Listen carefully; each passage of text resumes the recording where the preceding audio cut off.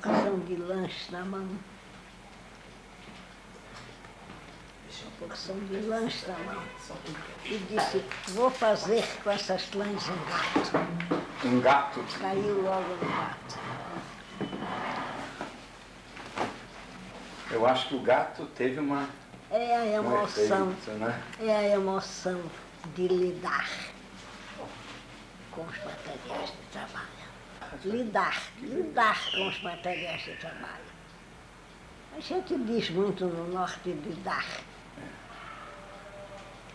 Até com as pessoas, eu lido muito com fulano, ou não se diz mais, em tempos antigos. E fez um gato. Tudo isso está escrito num livrozinho que se chama Emoção de Lidar, mas que o editor, em vez de escrever Emoção de Lidar, escreveu Arte de Lidar. Nada de arte. Emoção de Lidar, não recebi o livro.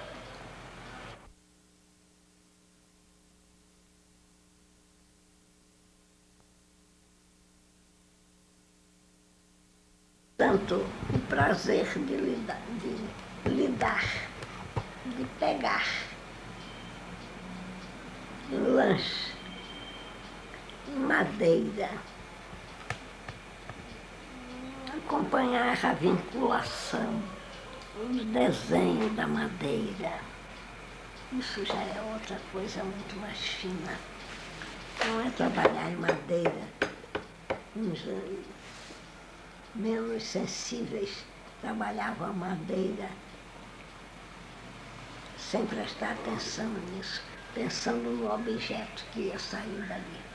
E outros tinham a sensibilidade para acompanhar os veios da madeira, sentir a aspereza ou a maciez da madeira.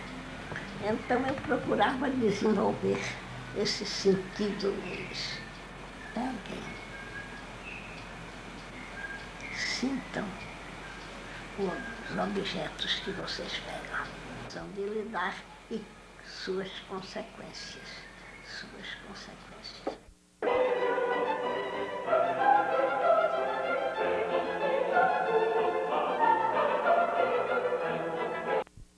Deflagrador de emoções, era deflagrador de afetos. De emoções, de afetos e expressão de afetos ocultos. Uma coisa é você bater com martelo, taco, taco, taco. Outra coisa é você com uma goiva desenhar sobre essa madeira. Que isso foi uma das coisas que a senhora questionou com relação ao discurso oficial da psiquiatria, de que o psicótico esquizofrênico tinha esses afetos embotados, né? E que isso, o lidar com as atividades, o lidar com os materiais, né? A expressão desses afetos parece que contradizia um pouco, né? Isso que a psiquiatria tradicional colocava. Muito bem, você não é burro.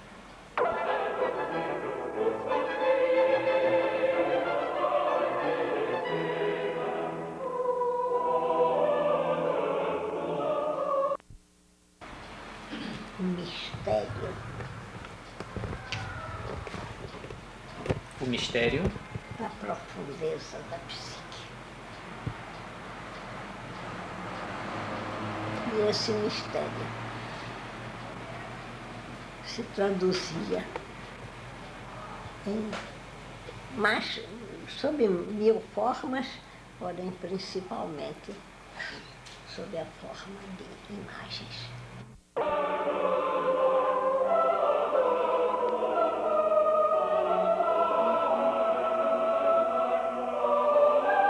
Enquanto eu, que procurava embarcar com Langer no mundo interno e recomendava às pessoas que trabalhavam comigo, comprem, brincando, comprem escafandros, vamos descer e subiremos depois. Vocês não correm perigo, porque subiremos depois. Temos a passagem de ida e volta. É. E eles, nesses estados do ser, às vezes, não têm a passagem de volta. É, o passaporte para a volta também é muito difícil, né? O passaporte para a volta é difícil, mas não tanto, se a viagem for bem conduzida. Com afeto. Com afeto. Tem uma importância muito grande, porque enquanto a relação médico-doente no consultório é uma relação muito limitada, nos hospitais psiquiátricos então é reduzidíssima.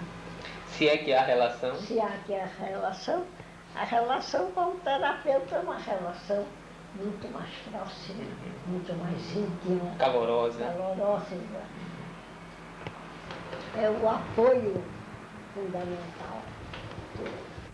Nós falávamos do Arthur, do Machado de Assis, do Spinoza, e antes de falarmos de todos esses personagens, essas pessoas, a senhora falava, falta falar do afeto. Sim. Nós não falamos do afeto. Falei nesse presente, não é? E eu acho que o afeto é muito importante, porque se não se estabelece uma relação afetiva entre o terapeuta, o monitor e o internado, nada se consegue. Isso também foi muito mal visto a certo momento. Eu me lembro há muitos anos isso num trabalhinho para Tempo Brasileiro, ou Cadernos Brasileiros, que as pessoas que falavam mal lá no museu, não no museu, no Engenho de Dentro, diziam, mas ela passa a mão na cabeça, ela põe no colo. E eu me lembro que a senhora disse, se eu pudesse punha todos no colo. Isso saiu publicado como sendo quase que uma coisa revolucionária de como é que a pessoa vai se envolver, vai querer bem, vai... Porque a regra psicanalítica é não se envolver. É a neutralidade. É a neutralidade. Manter-se. Sim, essa... E com uma pessoa neutra você não se abre. Com a pessoa neutra não se abre. A Tanto que eu neutralidade... chamo o afeto catalisador. E a senhora dava de exemplo, é Sheadé, o nome daquela senhora? Sheadé, se eu não estou enganado, o nome daquela senhora que tem a história da cura de uma pequena esquizofrênica.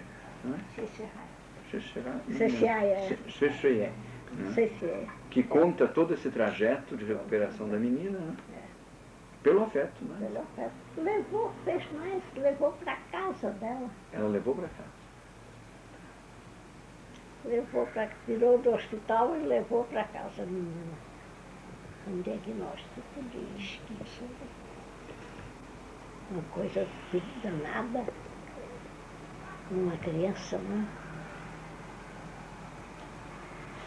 Agora tem no congresso de psiquiatria, no dia da abertura, estava falando Manfredo Bloiler, filho do Bloiler, e sento numa cadeira junto a uma pessoa.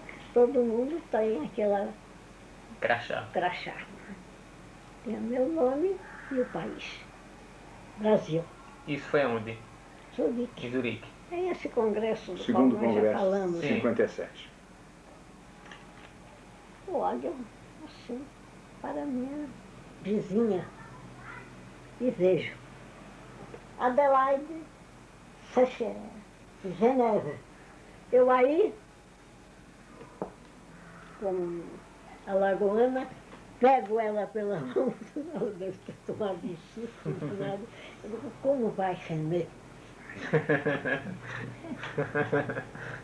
Que é o pseudônimo que ela chama a menina. A né? menina doente que ela levou para casa, que se curou, estudou psicologia e obteve um prêmio, me contou Valmar, obteve um prêmio internacional de psicologia. Isso é o que a senhora chama de do afeto catalisador. O afeto, se você estabelece uma boa relação com uma pessoa, você catalisa muita coisa de dentro da pessoa.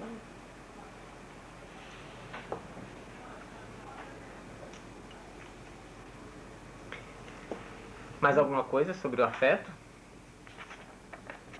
Eu creio que esse presente do José Bastos, Que ele te dá um coração talhado e um coração. livro no centro. Um livro no centro. O livro é ótimo, mas sem o afeto não vale nada. Ou vale muito pouco. Ele não disse não vale nada. Eu é que estou dizendo.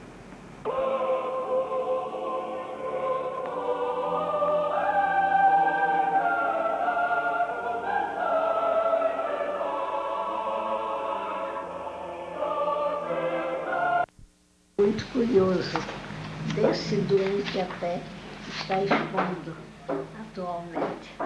Ele costumava assinar os quadros. De repente deixou de assinar. Que doente? Fernando Diniz. Que está expondo agora No Paço Imperial. No Paço, é uma coisa atual. A monitora da pintura, nesse tempo havia uma certa estabilidade, tinha uma monitora, ficava de todo o tempo, estabelecia uma relação com ele. Ela perguntou, por que você não está assinando mais? Eu disse, não quero mais. Não vale a pena, não vale a pena. E eu fui conversar com ele. E ele me respondeu assim. Nós temos a palavra beatificat. A senhora estava falando de Fernando Diniz. Que deixou de assinar os quadros. E depois de muitos rodeios, eu perguntei, por que, Fernando, você não assina mais os quadros? Ele me então respondeu, porque ele não estava muito profundo, não desceu muito profundo, ele está muito próximo da linguagem racional. Ele me disse, porque eu estava no hospital Odilon Galotti e transferiram-me para o hospital Gustavo Riedel. O centro é um complexo de 4 hospitais. E ninguém me perguntou se eu queria ir de um hospital para outro. Então eu sou um objeto que se tira de um lugar e que se leva para outro. Para que assinar? Eu não sou uma pessoa, eu sou um objeto. Isso foi também uma atitude contestadora do Fernando Diniz. Claro. Né? Contestadora contra o sistema Perverso. da psiquiatria tradicional que leva para o norte, leva para o sul, tira daqui, bota acolá, sem perguntar nada à pessoa.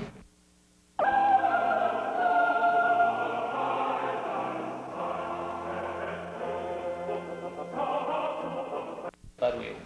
Eu não diria uma porta para o eu diria uma porta para o inconsciente. Para o inconsciente. Porque no eu vivemos nós.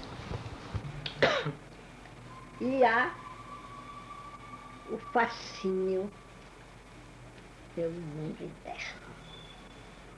Fascínio muito forte em mim.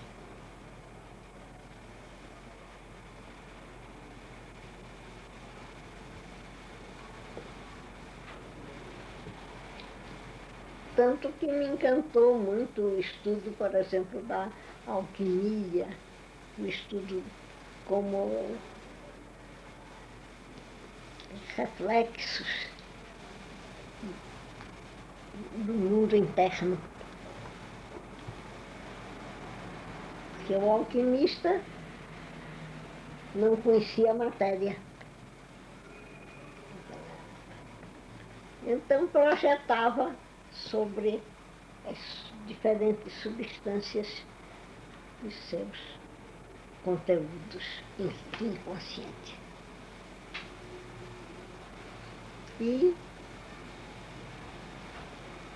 você encontra com surpresa que fica assim, atordoado nas imagens pintadas, muitas imagens extremamente próximas a imagens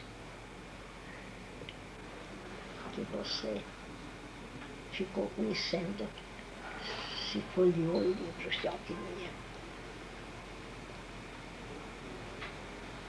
Então não é nenhum bicho de 7 cabeças, é uma coisa fácil de se entender.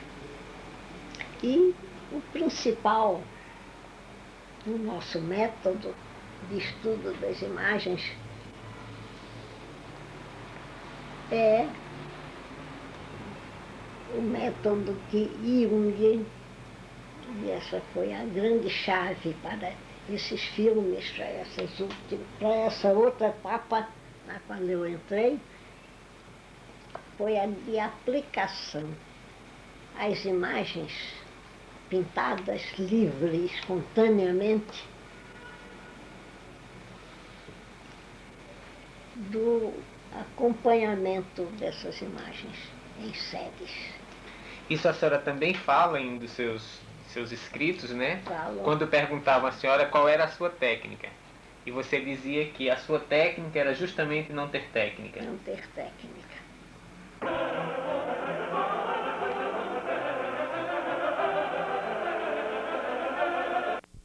Isso. Gente que frequentava a sessão de terapêutica ocupacional. E eu comecei a estudar o problema do espaço na terapêutica ocupacional com Fernando Luiz. Não há nada de pouco valor, tudo é extremamente valioso. O espaço é o resgate do espaço cotidiano, né? Ele procura o espaço cotidiano, mas o delirante Merleau-Ponty, né, fenomenologia da percepção, ele diz o delírio é a aproximação excessiva do objeto. Então eu via que ele pintava as figuras umas em cima das outras. E o filme de Leon foi feito nesse sentido, mostrando o afastamento das imagens. A senhora, em um dos seus trabalhos, eu não sei exatamente qual, me parece que é no primeiro volume de Imagens do Inconsciente, a senhora fala alguma coisa assim, que o que garante o homem sadio contra a loucura é a estruturação do seu espaço. Do seu espaço. Isso eu estudei também em livros de arte e filósofos. Mas não só do espaço, mas também do tempo. Do né? tempo. Essa subversão do espaço e do tempo. Subversão do tempo é total. O indivíduo vai ao paleolítico. Agora está um indivíduo no paleolítico e chega você e pergunta assim, que dia é hoje? Que horas são? Acha você doido e varrido.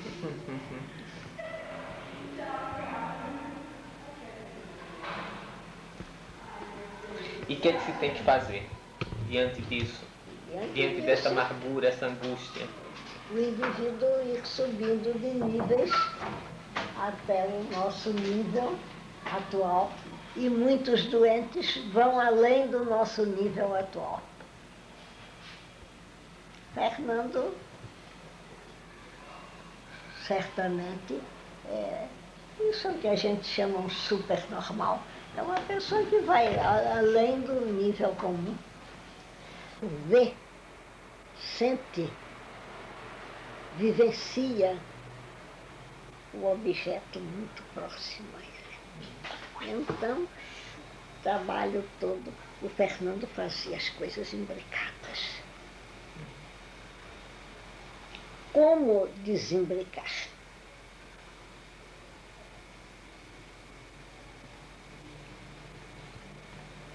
As coisas eram indiferenciadas, né? Entrando uma dentro das outras.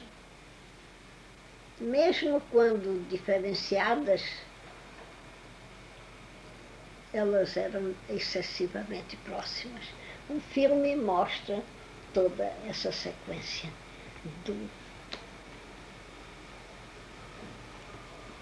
da aproximação excessiva até o espaço se abrir. Esse foi o trabalho que eu apresentei em Zurique, no 2º Congresso de Psiquiatria. A busca do espaço cotidiano. Que o doente quer o espaço cotidiano, mas não pode. Ele está no outro espaço. Agora vem a psiquiatria tradicional e pergunta: onde você está? O sujeito está desesperado. O tempo para ele é outro tempo diferente do nosso. Pergunta: que horas são? E quando um gênio como o Rafael escreve boba para Martinha, não era isso que ele queria dizer? Era isso que ele queria dizer. Porque ela insistia em alguma coisa de um plano, quando ele estava noutro, muito.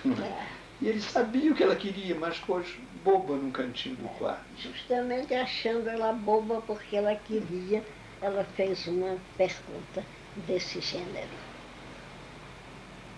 E é o que o psiquiatra faz para o doente, o papel, muitas vezes, de bobo, fazendo tais perguntas, inteiramente fora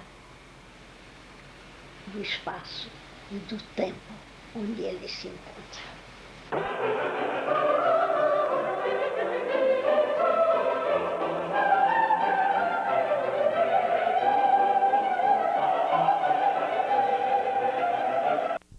Visava mesmo era conseguir, através dessas atividades, fossem elas quais fossem, a expressão do mundo interno do doente. Aí há um problema curioso,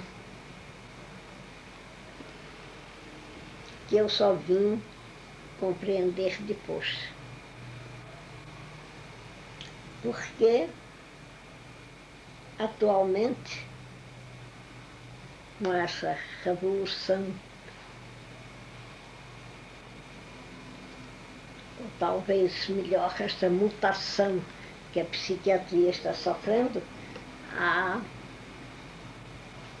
muito interesse em que os doentes façam trabalhos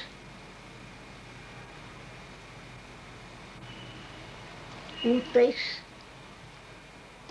e até comercializáveis.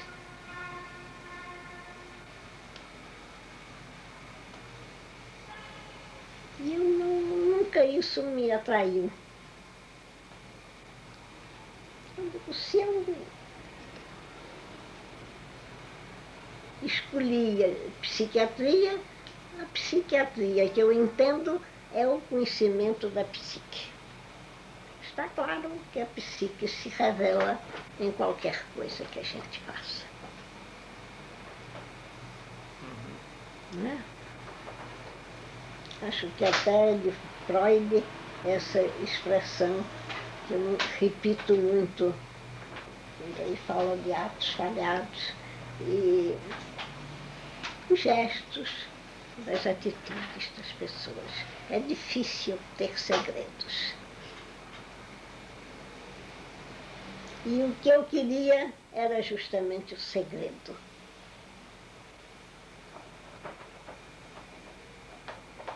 O que a senhora queria era justamente o segredo? O segredo do doente.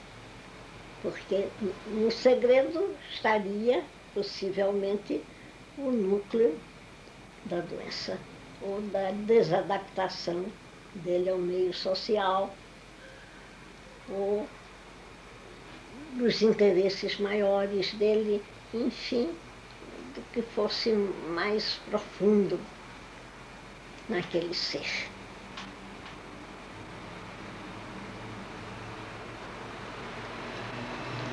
Isso foi sempre um motivo de desentendimento comigo. Só depois eu compreendi. E ainda hoje é. Porque põem para fazer coisas. Já quer fazer artistas, então dito isso, né? Tem dito Que era sempre fazer quer- artistas. quer- Mesmo o trabalho que tinha qualidades artísticas, está claro que eu me interessava muito. E via não só admiração pelo trabalho artístico, que era fascinante, como Mostrando que o louco tem também esse potencial. mostrando que o louco não é necessariamente uma ruína. Mas a ênfase toda era num trabalho que viesse a lhe dar pistas para chegar a esse núcleo do labirinto. Para chegar né? a esse Eu me lembro muito da senhora dizer sempre que um risco qualquer era parte desse caminho, independente de ser uma tela maravilhosa como o Teatro Municipal pintado por Emídio. E do ponto de vista da sua decifração, todos eles tinham um valor.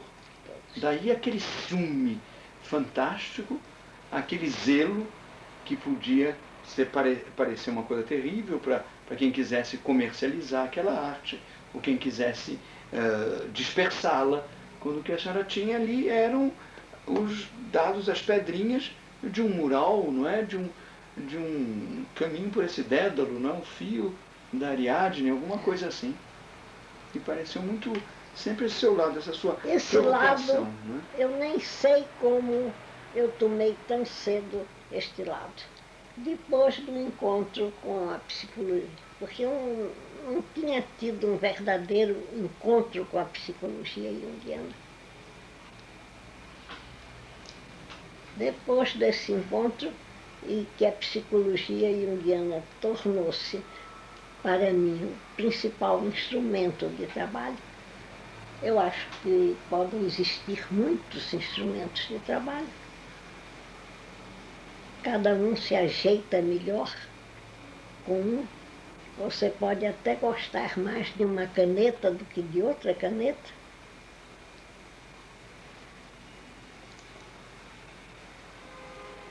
Eu me ajeitei com a psicologia junguiana.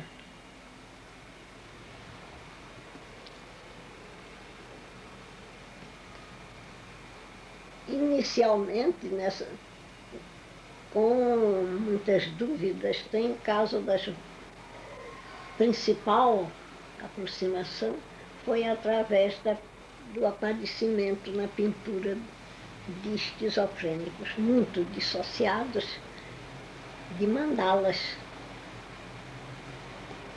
de uma grande perfeição E harmonia, né? e harmonia.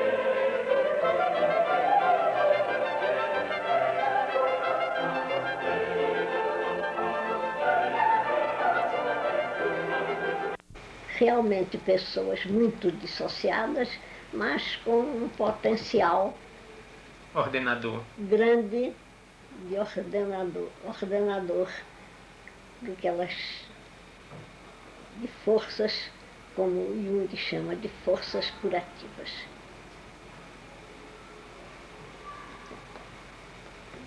Isso me encantou muito, porque no nosso ateliê, absolutamente livre, cada um fazendo o que queria, dava-se a oportunidade a que essas forças curativas se exercessem. Eu tive a sorte de ter um colaborador excelente nessa ocasião, um funcionário do hospital que gostava de pintura e que arranjou um emprego burocrático, O Almir, é isso? o Almir Mavinier, Que maravilha. e Que está na Alemanha até hoje? está como professor de uma escola de arte de Hamburgo. Que era uma pessoa muito querida de Emídio, não é? Eu me lembro, não é? Muito. ele tomou-se de paixão pelo nosso pequeno ateliê